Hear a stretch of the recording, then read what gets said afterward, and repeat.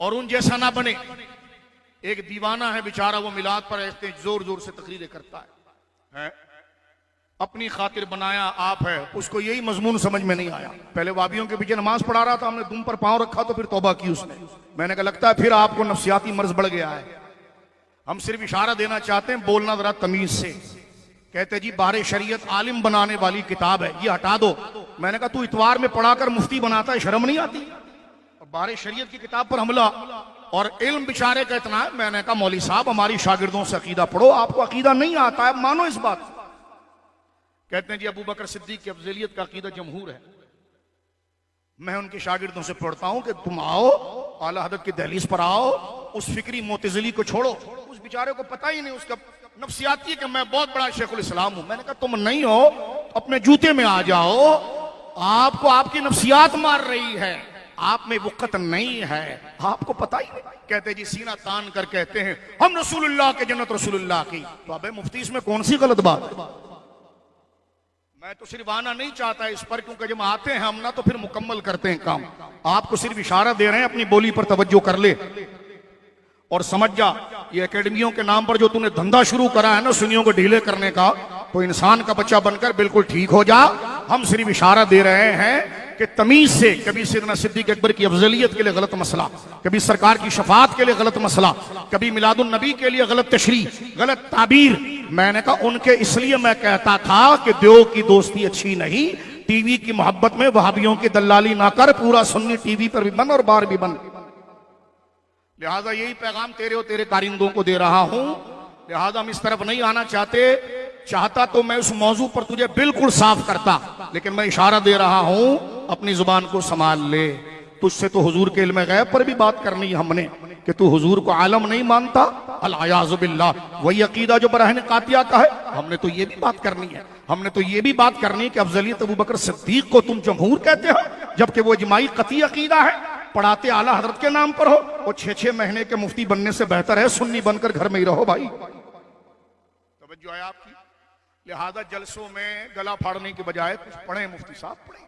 तकरीर आपका शोबा नहीं, आपको अकीदा बताना आपका काम ही नहीं, और आप इन चीजों को छोड़ दीजिए। आपको तो आला हज़रत का जुज़विया इसलिए समझ में आया कि नमाज किसके पीछे पढ़नी है, तो घुटना टेक कर अकाबिर के सामने माफी मांग ली आपने। तो लिहाजा हम सिर्फ ये कहना चाहते हैं कि चुप करें आप। सिर्फ हमने झटका दिया था तो बगैर मुनादरे के माफी हो गई थी। लिहाजा हम आपकी खिदमत में फिर कहना चाह रहे हैं कि जो शेर है, ये जो मामलात है, ये तुम्हारा फन ही नहीं है। तुम हो खुश्क दिमाग के, तुम्हें क्या पता इश्क क्या होता है, ताबीरात क्या होती है, जिस तरफ आप जा रहे हैं वो हैसियत क्या होती है। खैर आगे चलिए। ये सारा जख्म कब लगता है? जब बंदा अगलों से अगियार से मुतासिर हो। ये अगियार से मुतासिर होने की चीजें हैं, तवज्जो है। ये अगियार से मुतासिर फिक्री सुलह कुल्लियत है, और इसी से धंधा फिक्री मिनाजी भी बनता है। तो ये फिक्री सुलह कुल्लियत है। आप खतरनाक वादी में दाखिल हो चुके हैं, अपने आप को रोकें। इमाम अहमद रजा जैसी शख्सियत कौन सी है मेरे दोस्तों बुजुर्गों, जरा तवज्जो रखिएगा। ये वो हस्ती मुबारक है कि सिर्फ ये खुदा के दुश्मनों से बचाती ही नहीं, बल्कि उनके करीब जाकर बंदा हो हमारा लेकिन फिक्र उनकी रखे तो उस रेड लाइन से भी बचाती है। क्योंकि खरबूजा खरबूजे के साथ बैठकर रंग बदलता है, इसलिए बदमजहब की सोहबत, उसकी किताब, उसकी दिलचस्पी उसके आगे देकर ललचाना अच्छी बात नहीं है। बंदा मुतासिर होता है, बात करता है, लिहाजा मसला बयान करे तो मसला भी अकाबिर से बयान करे और उसकी तशरीह और ताबीर भी अकाबिर से लेकर आए। और जिन बुजुर्गों के वो मुरीद हैं वो भी जरा फिक्र करें, उनकी जिम्मेदारी इस पर ज्यादा बन रही है। क्योंकि बुलाकर उनको ऊंची कुर्सी पर आप बिठाते हैं, आप पूछिए कि ये जुमला नहीं कहना चाहिए, इससे बहुत बड़ा अकीदे का तजाद और फसाद लाजिम आता है। इतने बड़े मुफ्ती हैं बेचारे, तकदीर का मसला उनको हक दिल नहीं, बंदिश के मसले में वो बात कर रहे होते हैं जो बिल्कुल कदरिया और जबरिया बात कर रहा होता है।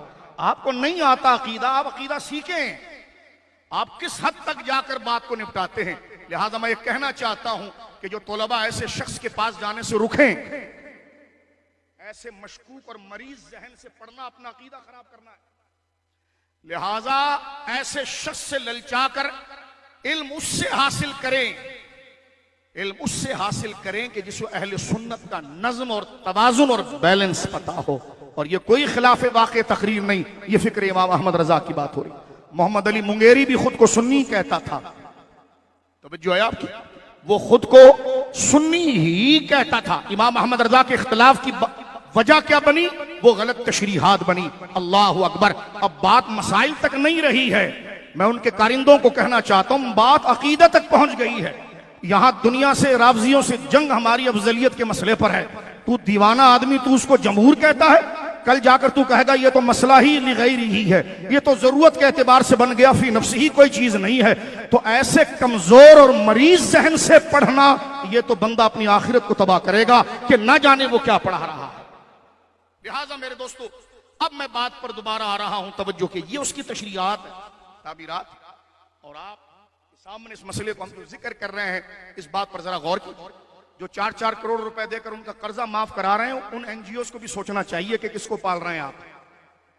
जो है हाजियों का कर्जा आप उतार रहे हैं, ये ज़कात तुम्हारे बाप की थी, तो लिहाजा आप भी फिक्र करें। जब चंदा देते हैं तो फिर देखें भी कि पढ़ाया क्या जा रहा है, बोला क्या जा रहा है। आप भी ये रहें, ऐसा ना हो कि आप पर बोलना हम पर वाजिब हो जाए। हम सिर्फ ये बातें कर रहे हैं, और ये बात करना हक है। जब माशरे में अकीदे की खराबी की बात आ जाए तो शरीयत अमर बिल मारूफ और नही अनिल मुनकर को वाजिब करती है। नफसानी ख्वाहिश नहीं, उस वजूब के बात पर बात कर रहे हैं। नाम इसमें तफजील होने से कोई इसमें तफजील नहीं हो जाता। लिहाजा हमारी किताबों में मुबालगा और इसमें तफजील की तारीफ अलग अलग लिखी गई है, उसको हजरत दोबारा पढ़ लें और मौजूदा उलमा के अंदर अपने मकाम को समझकर अपनी खाल में वापस आ जाएं। आप नहीं हैं बड़े, इस बात को कबूल करें। हमें एतराफ है कि हम बड़े नहीं हैं, इसलिए जब भी बयान करते हैं तो बड़ों के ऊपर सहारा रखकर ही बयान करें। लिहाजा मेरे दोस्त बुजुर्गों, इसको मुखालिफत समझने वाला मुतासिब होगा या उसके दिल में, क्योंकि कुएं से जब तक कुआं पाक नहीं होता, जब तक वो नजिस चीज ना निकाली जाए, बंदे की मोहब्बत अकीदे के सामने आ जाए, ये बकवास करना कि आलिम बनाने वाली किताब नहीं है। मैंने कहा तू सिर्फ इतवार को पढ़ाकर मुफ्ती बना सकता है, तो तू खुद जो फतवा बारे शरीयत से दे रहा है, शर्म नहीं आ रही कि तूने वहां से सारी किताबों को समझा है? अकाबिर की किताबों की ताबीर ये होगी, इस पर भी बात कही जाए कि चुप रहो। इंतहा यहां तक पहुंच गई है कि जनाब ऐसा अकीदा पनाने वाला शख्स, इससे तदरीसी खिदमत लेना जायज नहीं हो सकता कि आए दिन जो अकीदे की इतनी कमजोर बात कर गुजर जाए, कर जाए। उलमा और अकाबिर को इस पर खामोश नहीं रहना चाहिए। न जाने अंदर खाते में लोगों को और बच्चों को क्या पढ़ाया जा रहा हो। और बिलखुसूस ये कहना कि हुजूर को आलम मानना, कायनात में सबसे बड़ा आलिम मानना, ये ईमान और कुफ्र का मसला नहीं है। अबे तेरा दिमाग खराब हो गया, या जरूरियात दीन का मसला है? जरूरियात दीन के मसले को तू कह रहा है, और ये तो दयाबना भी मान गए मुहन्नत के अंदर जब आला हजरत ने उन पर पांव रखा। और ये अहले सुन्नत का जरूरियात का मसला है कि कायनात में सबसे ज्यादा इल्म अल्लाह ने जनाब मोहम्मद रसूलुल्लाह को अता फरमाया। इस सतह पर आकर इतनी कच्ची बात करना, कच्ची बात जब निकलती है जब बंदा कच्चा सोचता है, और कच्चा सोचता जब है जब कच्चा पढ़ता है। लिहाजा हम कहना चाहते हैं खालिसुल एतकाद फिर हमारे किसी शागिर्द से पढ़ ले तो पता चल जाए कि इस मसले को इस नौइयत से नहीं बयान किया जाता। इमाम अहमद रजा से निकाह तलाक का मसला पूछा जाए तो 1-2 लाइनों में जवाब देते हैं। हुजूर की निस्बत या अंगूठा चूमने का मसला बयान किया जाए तो 300 सफ़े की किताबें लिख देते हैं। वो मसला अपने बयान में मुस्तहब होता है और अपनी फिक्र के अंदर जरूरियात दीन होता है, क्योंकि हुजूर की अजमतें से। मेरे दोस्तों बुजुर्गों, हमें चाहिए कि अगर हम अपनी आखिरत को दुरुस्त करना चाहते हैं तो आला हजरत जैसी अजीम हस्ती, और आला हजरत से मुराद माअज़ल्लाह किसी के जहन में ये ना रहे कि माअज़ल्लाह वो गरीब नवाज से बड़े हो गए तो बस अस्तगफिरुल्लाह। बाज लोग ये भी जहन बना लेते हैं खामखा। आप तो कभी गरीब नवाज का नाम ही नहीं लेते, आप तो आला हजरत ने कभी गरीब नवाज की मनकबत ही नहीं लिखी। तो मैंने कहा तूने ढोल पीट के क्या काम कर लिया? गरीब नवाज की फिक्र पर जिसने पहरा दिया वो इमाम अहमद रजा था। कितना बड़ा इल्जाम और झूठा। मैंने कहा तुम्हारे अंदर बात और है, इसलिए कि इमाम अहमद रजा ने शरीयत में तुम्हें कस कर रखा कि पीर हो तो शरीयत पर चलोगे, मुरीद हो और तुम्हें यह नहीं चाहिए, तुम्हें चाहिए कि यूनिफॉर्म बन के पहनकर पीर बने, बाद में जो चाहे डिंगा मस्ती करें। इमाम अहमद रजा रसूलुल्लाह की शरीयत का वो वफादार है। वो कहता है कि जब मनसब शरीयत का है तो उसकी शरायत, उसके जवाबित और उसके तमाम नज्म का ख्याल रखना पड़ेगा। इसलिए उमूर बिदआ पर सबसे पहले बर्रे सगीर पाक व हिंद के अंदर इस्लाम के खिलाफ गलत रसूमात का तफसीली रद्द जिसने किया है वो इमाम